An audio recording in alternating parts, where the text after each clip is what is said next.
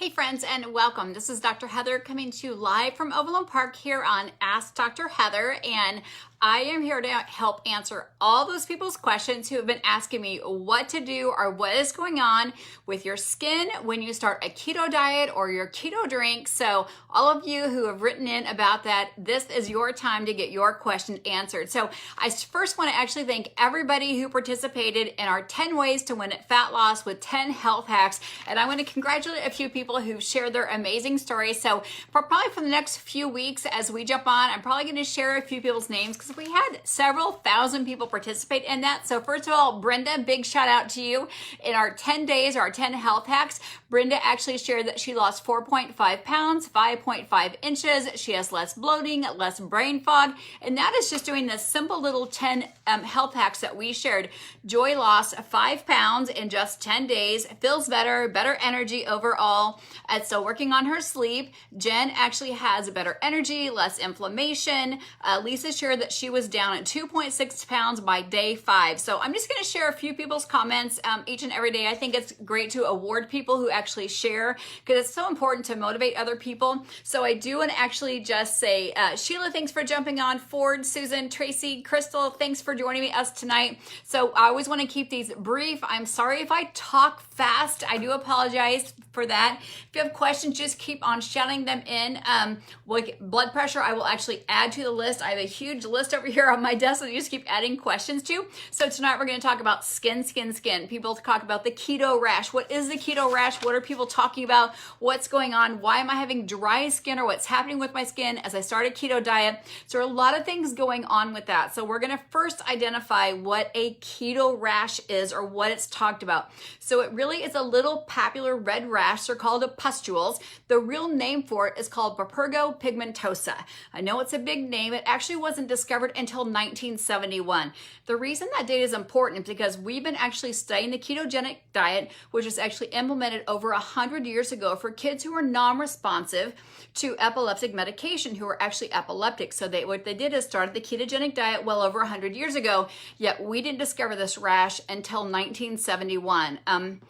So why didn't we have this rash over 100 years ago? Why did we just have this first implementation or diagnosis of this Prurigo pigmentosa? And I can type that up above, or this red spot or papular rash in 1971. They do call it a rare inflammatory rash, and it doesn't only occur with the ketogenic diet. So we'll talk about different reasons, and we'll talk about why it's unusual. It generally is a little red rash. You can go to Dr. Google and find it and look pictures of it. So again, thanks for everybody who's joining me. But again, I want to get this answered. But it generally appears in the upper part of the body, the upper part of the back, sometimes on the upper back of the arms. Doesn't happen to everybody. A lot of people who have it, again, think about this. Our skin is our largest organ. So when you're actually detoxing things out, it's going to come out one or two ways. But let's talk about some other reasons that you might have a rash. Because when you go to look at this and you go to Dr. Google or you go to some Wikipedia or you look at some of the other leading thought leaders, they're going to talk a lot of reasons about why you could have a rash, in this very specific rash. That's why they gave it a very specific name, because it looks very, very specific, especially with dermatology. All can look kind of similar, but really when you look at the researchers and scientists, they are very specific when they name these rashes. So they actually started discovering this rash during Ramadan, because in Ramadan, people would fast, just like you do when you go in ketosis. You lower your carbohydrates, and they would find this very specific rash. They also found it in women who were pregnant. They found it in women who were menstruating. They actually found it in people who had no trigger at all. A girl who was 13 years old who had no pre-existing health condition. She actually had this very specific rash. She had these pustules that lasted for about 3 months. They didn't give her anything for it, and it just went away. They also found it during different season changes. So when we go from springtime to summertime, and people would get hot, they'd have friction. They might find in their upper back, sometimes more particular in men than female. It wouldn't look like acne. It's very specific. It's red little rashes. It can be very itchy and it can be irritating. Sometimes can be hot, but it doesn't actually get any kind of pus out of it. So again, you can look it up. I should have actually printed a picture off for you guys. Again, it doesn't have to have a trigger for it. Why do people get it? Again, with the ketogenic diet, or why does it notice? It can just be simultaneous. It could be you're actually doing the diet switch during spring to summertime. Everyone wants to look good in their swimsuit, or it's time to lose all that wintertime fat.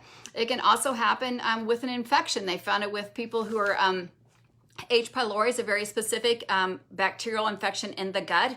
So a lot of times you could actually be disrupting the gut flora. So with H. pylori, with Borrelia, with some different viral infections, you can have it. So maybe you started you have a Candida albicans infection and you're actually starting the ketogenic diet and you're disrupting that gut flora. And so what happens is actually coming out through the skin. So with H. pylori specifically, and H. pylori is actually found in chicken and in egg yolks. So very common when people go on a ketogenic diet, they start overeating eggs and bacon all the time, eggs and omelet. They're doing a lot of keto desserts, doing a lot of eggs in it, a lot of omelets.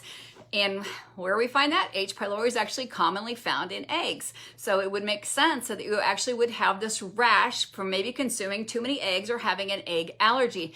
Eggs are the #1 allergen. And we also know if we overconsume them, you can have an allergic-like reaction to it. It's also found in Still's disease. It's found in Sjogren's. Sjogren's is like a very dry skin. We also find it with nutritional deficiencies. Oftentimes people go on I'm gonna say dirty keto diet with processed foods, and you'll actually get some deficiencies in like vitamin A, vitamin D, vitamin B, B12, vitamin C also, because people eat just the same food or they'll get in kind of a rut. And I talk all the time that like eggs and bacon for breakfast, and they'll have like just a hamburger and maybe green beans, or they'll just have a salad and some cheese for dinner, or they'll just do cottage cheese, or they'll just do yogurt with some nuts. They won't really vary their food very much, so they're not getting all the nutrients that they need. So those nutritional deficiencies can actually set off some viral infections or set off some of these other conditions we're talking about. So there's really not a known fact what causes the rash, but it actually makes sense when you start looking, doing some of the research. So people say, why is my skin doing this? Why is it starting to get a little bit of rash? And again, it doesn't happen to everybody, but it does happen to some people that find this. And again, the trigger can be a seasonal change. And some people don't even go on a ketogenic diet and they get this rash. Again, it's called a papular rash, and I can put it up above. It's called Prurigo, pigmentosa, or pigmentosa. It can leave a brown kind of underlaying rash on it. But a lot of my early patients in my early clinic would come in with Candida albicans. I put them on a ketogenic diet or autoimmune ketogenic diet with no dairy, no nuts, no eggs, and they would actually get worse before they get better. Their skin would, like, they would have psoriasis would get worse before it gets better, because it's got to get out of the skin. Either going to get out through the bowels, it's going to get out through the respiration, which is another route of elimination, or it's going to get out through the skin. We know if it's a viral infection or Candida, heat actually makes it rise. Like heat makes yeast rise. So with Candida or yeast, it's going to get a little worse, especially in the fold areas, or actually the areas that are exposed to heat or start to sweat or exposed to sun. So they'll get a little worse before it gets better. So researchers still don't quite know what causes that keto rash. There's also a theory that it's food allergies. Again, when people start to switch foods, they eat a lot of dairy, they eat a lot of nuts, they could be eating shellfish, and all those three are the top 10 food allergens. So if you are exposed to that, you need to know that you need to actually probably start logging down your foods, going back to just eating a clean list of foods. Make sure you're rotating your foods through that. But also people are sharing that, I'm started adding in exogenous ketones, or again, you're just doing a ketogenic diet. You're not getting a rash, but you're getting super dry skin. Why is that happening? Well, that can happen. And also people go on an HCG diet and they'll also get really, really dry skin. And what should happen though, is that usually what should happen, you go on a ketogenic diet when your body gets in ketosis, as you start to burn your white fat, because that's what you're burning when you're in ketosis, when your liver goes and grabs that fat, uncouples it and breaks it down to ketone bodies, you actually should be getting very, very nice supple skin, that anti-aging thing. People are like, oh my gosh, what's different about you? Like the brown spots are going away in your skin, the wrinkles are going away. It's because your body's going in and tapping and breaking apart that white fat and using that actually to lubricate your skin or to moisturize your skin. So I haven't actually used any skin moisturizer. I used to use it all the time in college. I haven't used any skin moisturizer on any part, like my feet or my hands or my arms, any of that, since I went on a ketogenic diet years ago. So you, should not be using that. But if you're finding that you're having really dry skin, you're doing one of two things. You're either overeating fats, so your body's never tapping into your white fat to break it down,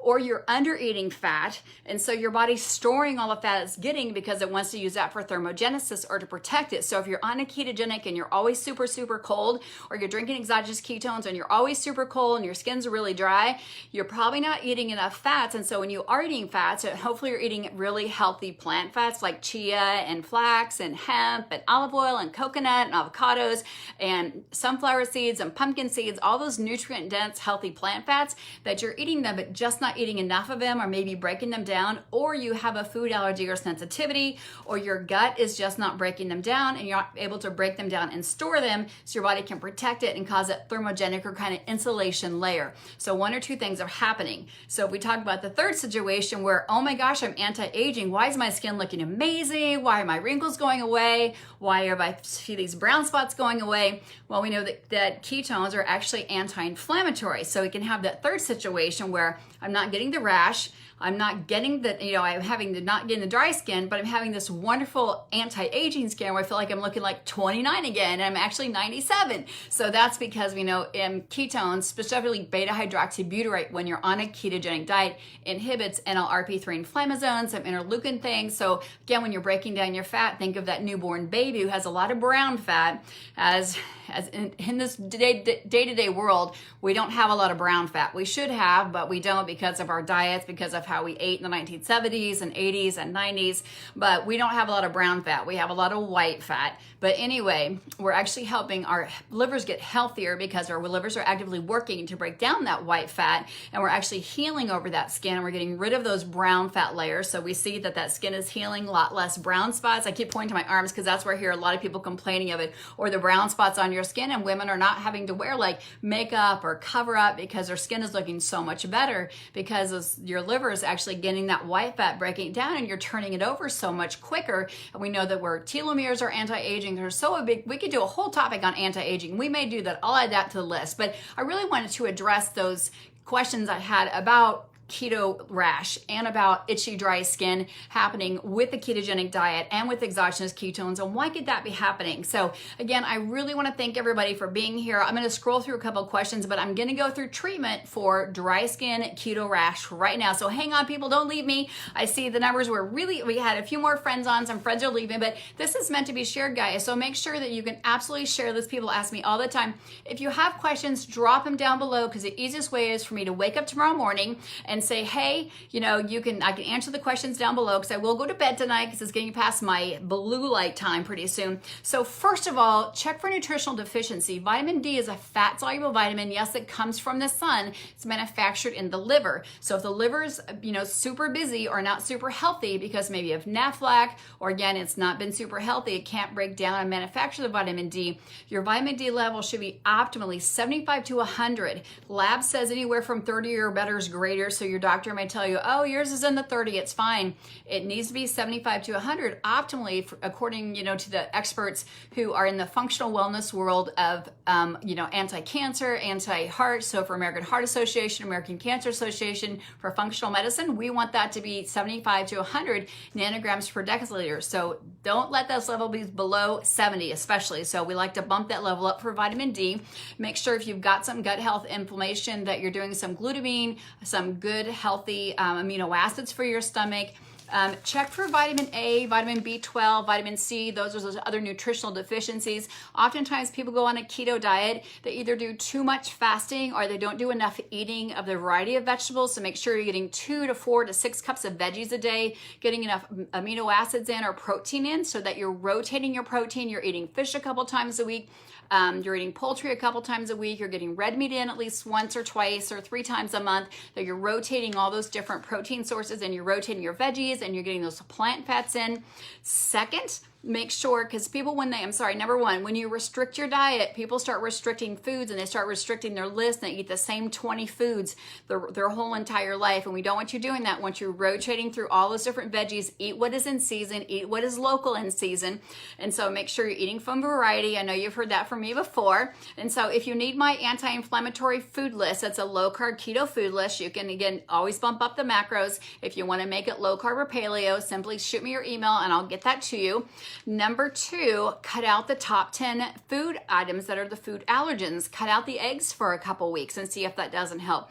Cut out the dairy, ditch the dairy except for grass-fed butter and ghee. Ditch the shellfish. Maybe you hadn't eaten shellfish for a long time and now you're overeating the shellfish. That could be causing some sensitivity. Maybe you're eating a lot of peanuts or a lot of almonds. Those are a lot of food sensitivities or allergies for people. Again, make sure you're rotating those.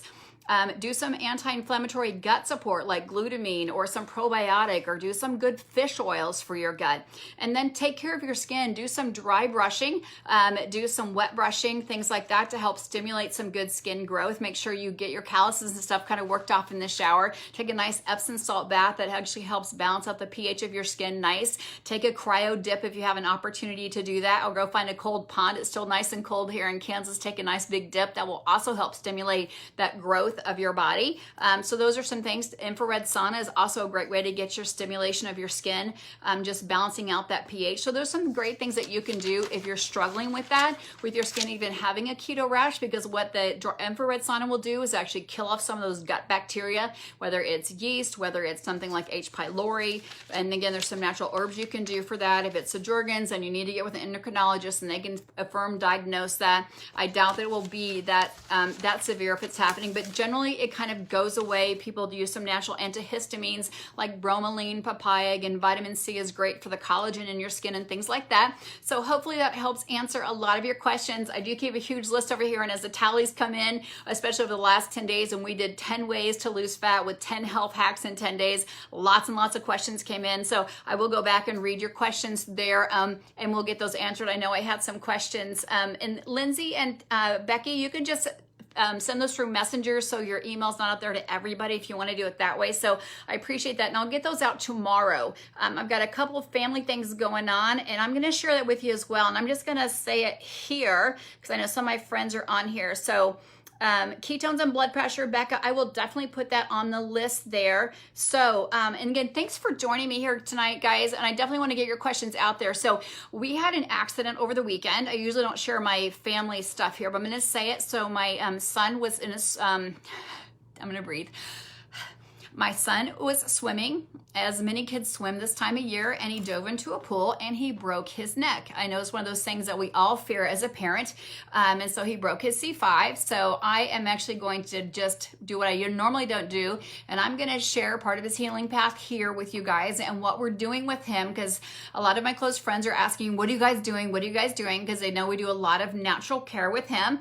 So I haven't posted that out there yet. So I'm going to be sharing what we're doing with him nutrition-wise, because this is not a time that we're going to be fasting with him, because I know a lot of people ask, are you going to fast him? He's 22 years old, and he's been in very, very good shape. His blood work is all really good, and so super blessed that he has no paralysis from that, but he is going to be in a Philadelphia collar for the next 12 plus weeks. But we're going to share what nutrition we're doing with him, what protocol we're doing with him. Dr. Pompa's son Daniel dove off a cliff and broke his back several months ago, and I know he shared a lot of the protocol he was doing with his son Daniel. They brought him home in a hospital bed, and they overcame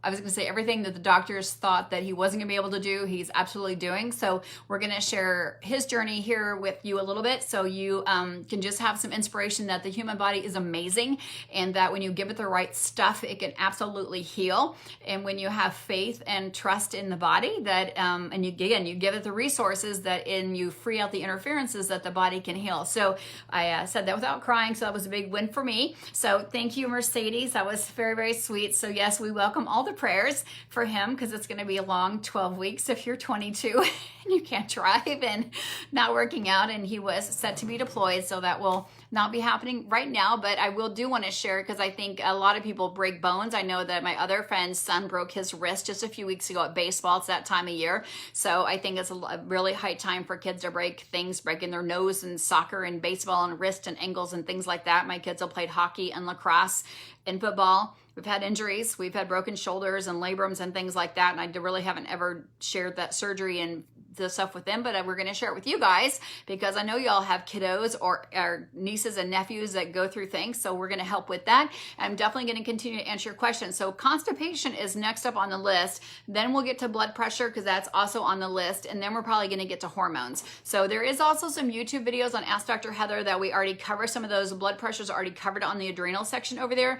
I already have 2 or 3 3 videos on constipation with food allergies. So that is covered a little bit. And I want to keep these super brief so you guys don't get lost and don't want to follow along. But I also want to say the best thing to do is right now while you're waiting for a topic is start writing down your foods that you're eating. Start being your own detective and writing down what you're eating, what responses you're getting, whether it's a headache, whether it's dizziness, whether it's fatigue, whether it's lethargic, whether it's gas, whether it's bloating, and start doing that and write down and really see what's coming, like what's happening with your body. What happens the next day? Does your mouth feel terrible? Does it feel like there was like a trash can in your mouth? Or what's happening after you eat? Do you get bad breath? Like, you know, your feet start smelling, do your ears start itching? All those things are super important because it tells your body what it's trying to do. Like, you know, when things start smelling and other stuff start happening in your body, that's trying to get stuff outside your body. So hopefully I answered all the people's questions you have about the keto rash. I don't have it happen very often in my clinic. In over 20 some years, people get the keto rash, honestly. And sometimes it's just one of two things. When something happens when you change your diet,